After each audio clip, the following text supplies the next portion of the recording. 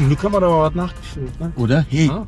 das hätte jetzt schon leicht ins Auge gehen können bei einer richtigen Leerbeschleunigung.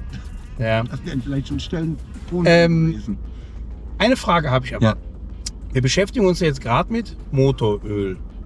Kann man auf der Basis von dieser Technologie auch ein Getriebeöl herstellen? Ja, du kannst mit den biosynthetischen Grundölen kannst du Getriebeöle herstellen.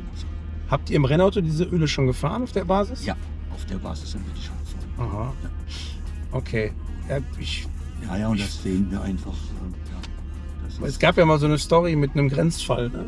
Wo ja mal ein Simmering weggeflogen ist bei einem Langstreckenrennen. Und ja. da hat mir damals dann der Michael Zehe gesagt, wenn da dieses Öl, was wir da haben, nicht drin gewesen wäre, wäre das Getriebe am Schluss ohne Öl nicht mehr Das weitergegangen. ist richtig. Wir hatten Länger. 2 Runden quasi ohne Öl. Ja, Und ich hatte das damals miterlebt am Fernsehen. genau. Oder Ich habe das Rennen online. kommentiert. Ich habe es kommentiert und habe gehört, wie das Diff und das Getriebe Genau. am Scheppern war. Ja. Und da habe ich mir gedacht, mein lieber Scholli, da haben einige dann so mit mir so geflaxt und geschrieben, Ja, ja, ja. da war Rohöl drin.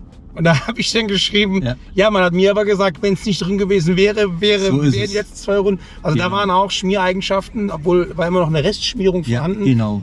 wo ihr von überzeugt seid, dass das Genau, die du weißt- Notlaufeigenschaften immer noch hat. So ist es, die du bei gewissen biosynthetischen Basisölen dann tatsächlich hast. Okay. Und das ist dann schon ein Riesenvorteil. Das sind eben diese Grenzbereiche, die dann den Unterschied machen, wo die Qualität dann den Unterschied macht. Ja. Hydrauliköle? Hydrauliköle auch, haben wir auch schon lange auf der Basis.